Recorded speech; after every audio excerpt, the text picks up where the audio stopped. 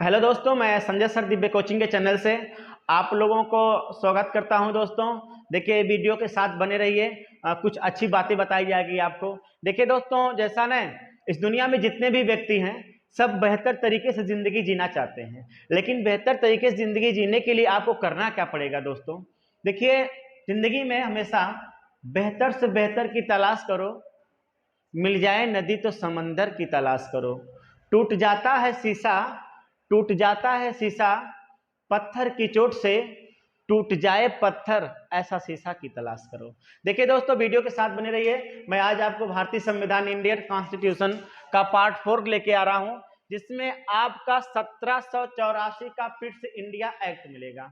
देखिए दोस्तों, कुछ स्टूडेंट ऐसे होते हैं ना, ये सब पॉइंटों पे ध्यान ही नहीं देते हैं, पढ़ते भी नहीं है। कभी कभी क्वेश्चन उठा लेता है कि बोर्ड ऑफ कंट्रोल का गठन किस एक्ट के तहत हुआ, तो पढ़े नहीं है, कहेंगे हमने पढ़ा नहीं था, किताब में मिला नहीं है, पता नहीं कहाँ से क्वेश्चन दिया था। ऐसा कुछ नहीं सोचना चाहिए दोस्तों।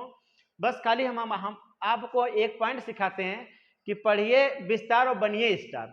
देखिए दोस्तों, मैं आपको आज बताने जा रहा हूँ, गजब का पॉइंट है 1784 का फिट्स इंडिया एक्ट। देखिए इसमें क्या है, इसका प्रमुख प्रावधान में मैं बता रहा हूं, ज्यादा पॉइंट नहीं दोस्तों। इसके बाद मैं आपको 1813 का चार्टर एक्ट, 1793 का चार्टर एक्ट के बारे में पढ़ाऊंगा।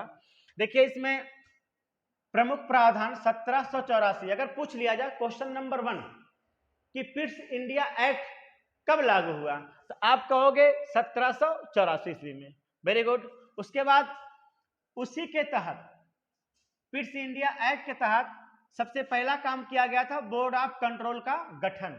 दोस्तों, फिट्स इंडिया एक्ट के तहत बोर्ड ऑफ कंट्रोल का गठन किया गया 1784 में। अगर मैं आपसे पूछता हूं कि बोर्ड ऑफ कंट्रोल क्या है, देखिए दोस्तों, बोर्ड ऑफ कंट्रोल क्या है इसमें बताया जा रहा है नेक्स्ट पॉइंट में।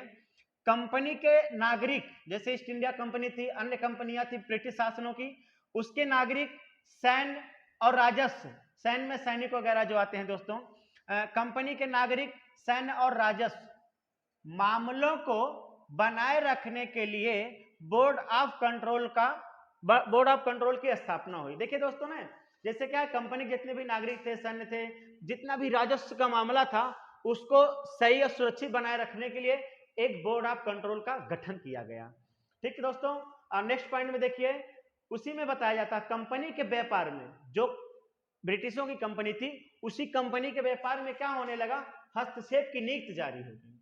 लोग हस्तक्षेप की नीति करने लगे, जिससे क्या होने लगा, जब हस्तक्षेप की नीति हुई ना दोस्तों, फिट्स इंडिया कंपनी के एक्ट के तहत कंपनी के व्यापार में हस्तक्षेप की जब नीति हुई, तो नीति के बाद लोग क्या किए, कंपनी के व्यापारिक एवं राजनीतिक कार्यों को पृथक कर दिया। पृथक बोले तो दोस्तों अलग कर दिया। अलग ये तब हुए जब कंपनी के व्यापार में हस्तक्षेप की नीति हुई, तब जाके कंपनी के व्यापारिक और राजनीतिक मामला और का जितने भी कार्य थे उससे पृथक हो गए, यानी अलग अलग हो गए।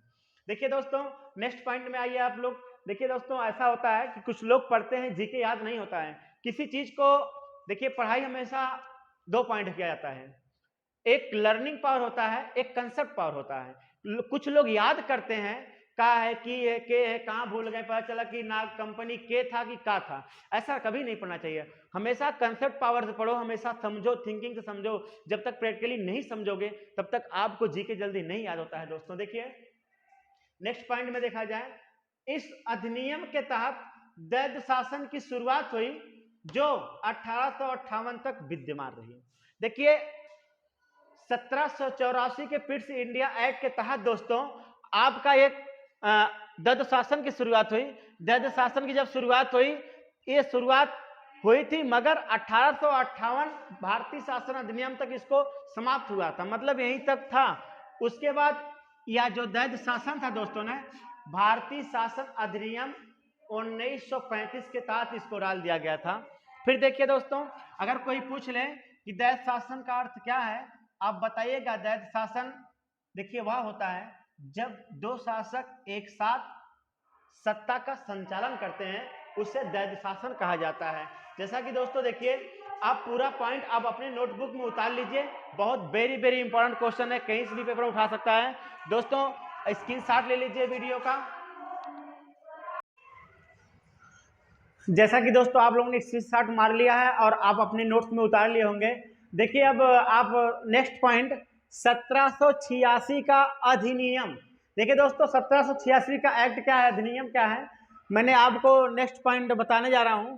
देखिए दोस्तों इसमें इस 1786 का जो अधिनियम है, इस अधिनियम में बहुत अच्छी चीजें हुई थी। जैसे आप लोगों ने सुने होंगे IAS exam, PCS exam, UPSC syllabus जो सिविल सेवा एग्जाम होता है दोस्तों ने, उसका सबसे पहले जनक कौन था, किसने उसका अधिकार दिया, वो 1786 अधिनियम में बताया गया है दोस्तों। आज बहुत इंपॉर्टेंट पॉइंट में बताने जा रहा हूं। जितने भी मेरे छात्र होंगे यूपीएससी के लेवल में, सभी लोग गौर तलब करके देखिएगा दोस्तों।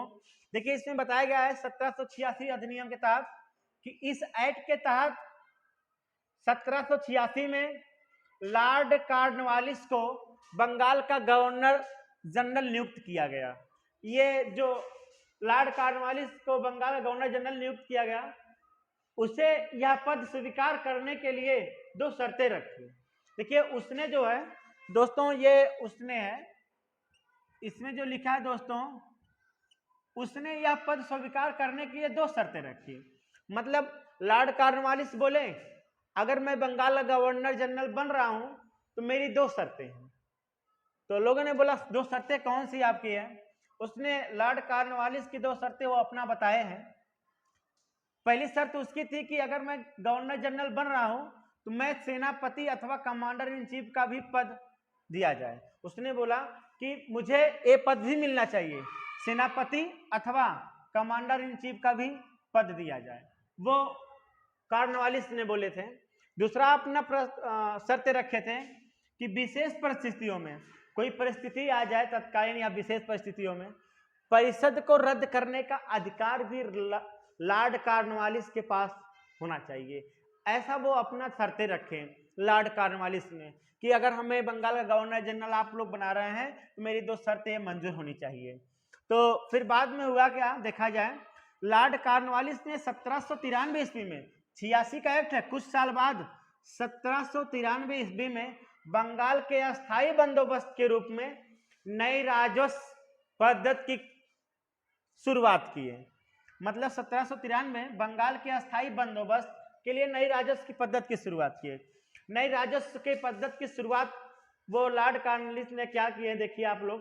लॉर्ड कॉर्नवालिस अपने शासन में जिले का जितना भी अधिकार था वो कलेक्टर को दे दिए, डीएम यानी आईएएस को दे दिए। देखिए माना जाता है जो लॉर्ड कॉर्नवालिस थे ना, जब उनको बंगाल का गवर्नर जनरल नियुक्त कर दिया गया, वो अपनी शर्तें रखी कि मुझे सेनापति या कमांडर इन चीफ के पद पे भी रखा जाए और मेरा इतना भी अधिकार होना चाहिए कि कोई विशेष परिस्थिति में हम परिषद को रद्द करने का मेरे पास अधिकार भी होना चाहिए। दोस्तों ऐसा माना जाता है कि सिविल सेवा का जो जनक है वो लॉर्ड कॉर्नवालिस है। माना जाता है कि सिविल सेवा का जनक कौन है, लॉर्ड कॉर्नवालिस, यूपीएससी के जनक। मैंने लिख दिया हूं दोस्तों कि यूपीएससी सिविल सेवा का जनक किसे माना जाता है, लॉर्ड कॉर्नवालिस। देखिए सबसे इंपॉर्टेंट दोस्तों क्वेश्चन है, इनकी कहानी कुछ नहीं है, आप फैक्ट पॉइंट में याद कर सकते हैं कि एक लॉर्ड कॉर्नवालिस को जब बंगाल का गवर्नर जनरल नियुक्त किया गया, उसने अपना दो शर्तें रखा। एक शर्त रखा कि मुझे सेनापति कमांडर इन चीफ का पद भी दिया जाए और मुझे इतना अधिकार मिले कि मैं किसी विशेष परिस्थिति में परिषद को रद्द कर सकता हूं। और उसने बोले कि मैं बंगाल की पूरा बंदोबस्त एक नई राजस्व पद्धति की नीति लागू करूंगा, उसके तहत कर दिया जाएगा। उसने नई नीति लेके आए थे कि लॉर्ड कॉर्नवालिस क्या किए, अपने शासन में जिले का जितना अधिकार था वो कलेक्टर को दे दिए, डीएम को दे दिए। तो माना जाता है कि यूपीएससी सिविल सेवा का जनक किसे माना जाता है दोस्तों, लॉर्ड कॉर्नवालिस। आज के लिए दोस्तों इतना वीडियो आपके लिए, आज के लिए वो इतना बहुत है दोस्तों। मैं अगली वीडियो, नेक्स्ट वीडियो में 1813 का जितने भी वो चार्टर एक्ट है, नेक्स्ट वीडियो में लेके आऊँगा। आज आप लोगों को वीडियो के साथ बनने के लिए दोस्तों आप लोगों का बहुत बहुत धन्यवाद। जय हिंद, जय भारत।